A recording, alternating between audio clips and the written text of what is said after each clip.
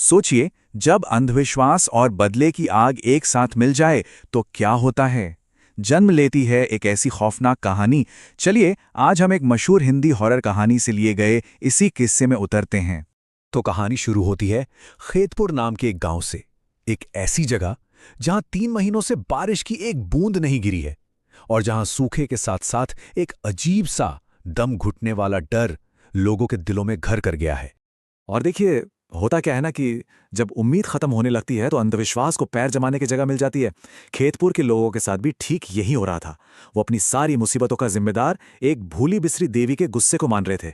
मतलब चारों तरफ फटी हुई बंजर जमीन, अजीब आवाजों से भरी डरावनी रातें और ये कानाफूसी कि गांव पर किसी का श्राप है। जिंदगी जैसे रुक सी गई थी।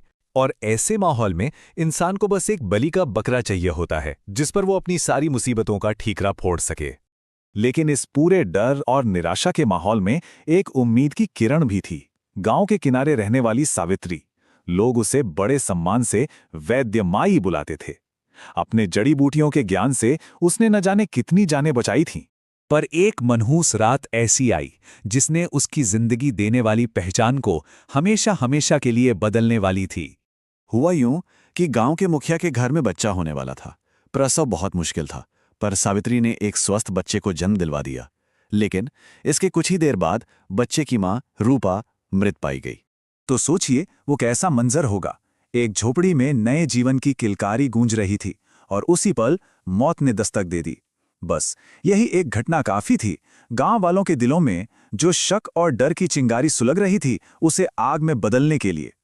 अब गांव वालों के गुस्से और डर को एक चेहरा चाहिए था और उनकी नजरें सीधी उस कमरे में मौजूद एक लौती दूसरी इंसान पर जाकर टिक गईं, सावित्री पर।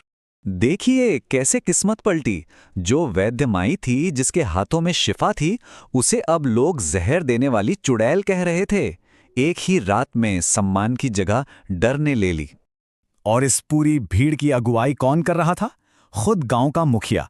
अपनी बहू को खोने के गम और गुस्से में उसने चिल्लाकर ये इल्जाम लगाया।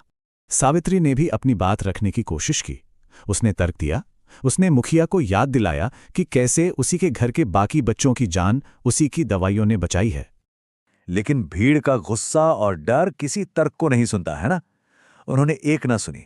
उसकी झोपड़ी जला दी, उसकी सारी दवाइयां राख कर दी और उसे गांव से बाहर अंधेरे में ढकेल दिया। और यहीं से कहानी एक नया खौफनाक मोड़ लेती है। गांव से निकाली गई सावित्री अकेली थी। उसके अंदर दुख था, गुस्सा था और ये सब जंगल के अंधेरे में एक भयानक शक्ति में बदलने वाला था। अब जन्म होने वाला था एक श्राप का। वो सीधी उसी जगह गई जिससे पूरा गांव कांपता था। जंगल के बीचों बीच बने कालिका के उस वीरान पुराने मंदिर में। वही देवी जिसके गुस्से का इल्जाम गांव वालों ने उस पर लगाया था।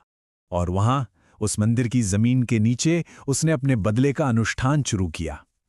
उसने मिट्टी से एक पुतला बनाया, उसे मुखिया की पत्नी लता के बालों और कपड़ों से बांधा और फिर कोयले से उसकी छाती पर कुछ लिखा।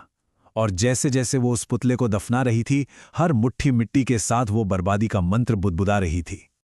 और जानते हैं उस पुतले पर क्या लिखा था? तेरा सुख मेरी प्यास। मतलब साफ था, ये सिर्फ बदला नहीं था, ये उनकी हर खुशी को सोख लेने का एक भयानक वादा था।